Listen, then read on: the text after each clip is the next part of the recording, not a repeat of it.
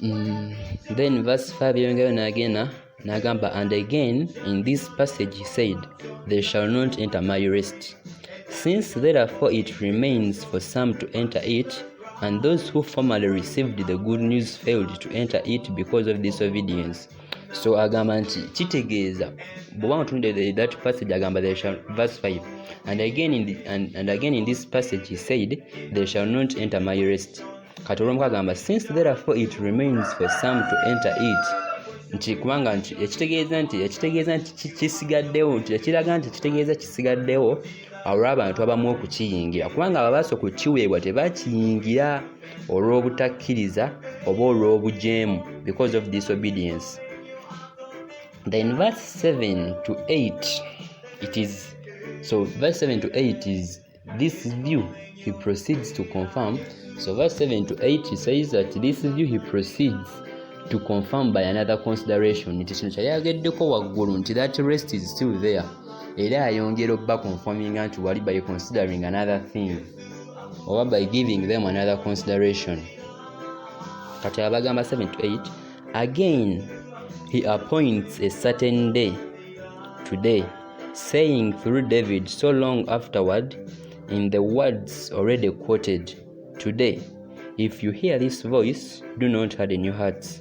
For if Joshua had given them rest, God would not have spoken of another day later on. Kalwane na abalaga nti that day oba that rest still remains. Kati abagamba bwati nga bwagambye waneno kali otunulidde verse 7. Verse 7 there is a quotation. He quotes a certain scripture from the Old Testament. Agamba, that is Psalms 97 verse 7. Egamba Psalms 95, for clarity tugenda kusoma kuva ku verse 7 n'okudda wansi. Nawe yagado jja somayo agamba, for he is our God, and we are the people of his pasture and the sheep of his hand. Today, ayogera today. Jukira David ayogera yaliwo emyaka 5 nga abaana ba Isirayiri bamaze oyingira mu nsi ensuubize. Joshua gye yabayingizaamu. Kati tugenda kulaba today, if you hear this voice. Kati David ayogera nga amaze oyitayo emyaka 5. Kyobana mu verse 8 akugambye nti singa Joshua bana abaana yali abawa, if these people had gotten rest on entering the promised land, then God would not have been speaking of another day later on. Olunaku lwayogerako luno David lwawandikako waneeno mu Roma ng'agamba today nga bamaze oyitayo emyaka 5. Kati agamba nti ekitegeeza n'abantu wadde bayingira the promised land, they never got into that, oba they never got what is contemplated as the rest of God. Kyovulaba nti he speaks of another day waneeno mu David nga amaze okutayo emyaka 5. Agamba today, if you hear this voice, do not harden your hearts, as at Meribah, as on the day at Massa in the wilderness, when your fathers put me to test and put me to the proof, though they had seen my work. For 40 years I loathed Loathed that generation, and said, they are a people who go astray in their heart, and they have not known my ways. Therefore I saw in my wrath that they shall not enter my rest. That is verse 90. That is chapter 95 of Psalms. So agamba waneno, he says that in his time the people were called to hear the voice of God, that he warned them against the guilt and the danger of hardening their hearts, that he reminded them that it was by that the Israelites were excluded from the promised land, and that he said that the same thing would occur if those in his time should harden their hearts. Katwano David yali awandikira abantu ab'omu biseera bye ng'abayita oba Katonda abayita okuwulira eddoboozi lye baleme okugumya emitima gyabwe. So yali abawarning against ekyo ekibi oba n'obuzibu obw'okukalubya emitima gyabwe ng'abajjukiza nti abantu abali mu ddungu Katonda yabalemesa okuyingira mu kiwummulo kye oba mu nsi ensuubize, kubanga bonna abali all the people of that generation bonna tebayingirako in the promised land, bonna baafa. Katonda yabaleetera okuzunga mu ddungu paka bonna bwe bafa ne baggwaawo era abantu batono abayingira mu nsi ensuubize. Katonda nti agamba nti ekyo kyekyabalemesa okuyingira mu nsi ensuubize. So abagamba nti singa baba bakalubiza emitima gyabwe nabo ekintu kyekimu kijja kuddamu kibeerewo, they will not get into the rest of God. Kyagezaako okukola ki? Okubalaga neno mu verse yagezaako David kyali yagezaako okugamba abantu mu biseera bye nga bamaze okuyitawo emyaka 5 okuva abantu bayingira mu nsi ensuubizi abo baali bagiyingidde. Kati kyomanya mu chapter 10 ey'okunapo agezaako okunnyonnyola at length that rest which God was talking about, abantu to which people were being called, to which he was calling people. Katonda eno poja agezaako okubannyonnyola abagamba nti that rest is still there, but if you're not careful you may fail to reach it. Nga bwe twali eri waggulu, kubanga n'abantu ab'endagaano enkadde amawulire amalungi gajja gye bali ninamwe ne balemererwa okukola ki? Okukiyingiramu ekyo ekiwummulo, era amawulire ago tegaabagasa lwa nsonga tebalina kukkiriza. Naye agamba nti naye ffe abakkiriza tuyingira mu kiwummulo ekyo, era balaga nti ekiwummulo ekyo kikyaliwo kubanga bali tebakola ki? Tebasobola kiyingira. Kati abawooninga baneeno era abawa n'obukakafu lwaki kikyaliwo nga bwe tulabye okuva ku verse 3 mpaka wano ku verse 6 then 7 to 8.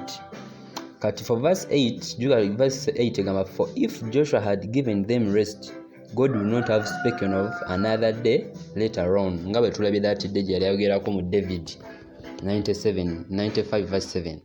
Kati verse 8 is conclusive, kugamba agezaako okoncludinga kyabadde abalaga nti that rest is still there. Is concluding abalaga nti kati agamba if it is conclusive, for if Joshua had given them all the rest that was contemplated, then David would not have spoken as he did in the danger of being excluded from it in his time. Nti singa Joshua yayawadde banene abantu emirembe gyonna egyogerwako mu kubayingiza ensi ensuubize, kye bategeeza nti bwe bayingira ensi ensuubize singa yali abawadde emirembe gyonna mu kubayingiza ensi ensuubize, then David teyandiyogedde ku the possibility of missing out oba the danger of being excluded from it mu biseera bye. Kitegeeza when they entered the promised land they did not get into what was meant as the rest of God, so that rest was still there. Then verse 9 comes to the conclusion that there must still remain a rest for the people of God, a rest to which they were invited and which they were in danger of losing it by unbelief. Katolunyirira omwenda abalaga nti akonkuludinga nti that rest ekyaliwo ku lw'abantu ba Katonda, era abantu bali bayitibwawo okujja into that rest, but there was a danger of losing it by unbelief. If you have unbelief, obviously you are going to miss out on that rest. Verse 9 agamba, so then there remains a Sabbath rest for the people of God. Kati verse 9 akoncludinga kyabadde abagamba neno kyabadde demonstrating that rest is there. Agamba, so then there remains a Sabbath rest for the people of God. Abalaga nti ekyakola ki? That rest is still there. Kyabadde agezaako kukola ki? Okubalaga. Kati olw'okuba yali amaze okubalaga nti that rest is still there, yalina okubawooninga. Kati verse 10 agamba, for whoever has entered God's rest has also rested from his works as God did from his. Kati olwo tunuulidde verse 10, you get that this rest is spiritual, it is not physical. This rest is spiritual, and probably it could be the rest which we shall get in heaven or in the world to come. After what? After here. Kubanga agamba, for whoever has entered God's rest has also rested from his works as God did from his. Kati agamba, since there is danger coming short of it, the apostle urges them in verse 11 to make every effort to enter into it. Kati olw'okuba nti Paul yali awandiika bano abantu ab'Ebbulaniya ng'abaagala nga agezaako bawoninga kati olw'okuba nti there was danger of losing this rest okuba nti tulabye nti nno there is danger of losing it by unbelief kati agezaako bawoninga wano mu verse eziddako oba verse 11 abawoninga abakubiriza nti bafube nnyo baleme okumisinga out on that what on that rest. So kiba nti abagamba let us therefore strive to enter that rest so that no one may fall by the same sort of disobedience nga bali bajjajja baabwe bwe bakola mu ddungu kati agezaako bakubiriza. Then verse 12 mpaka ku 13 agattako kubanga 12-13 he adds a consideration to quicken them to earnest effort and anxious care lest they should be deceived and should fail of it, the fact that God cannot be deceived. Kati jukira wano po abakubiriza nti bafube that they should labor to enter into that rest. Naye nga to enter into this rest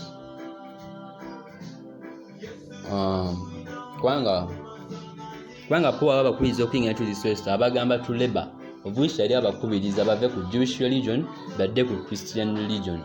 Ate mu kujja mu Christian religion baleme kuma bukomya wabula bakolenga Christian religion bwe ba requiringa kati okugezaako okubalaga nti nno oba okumenya sure nti nno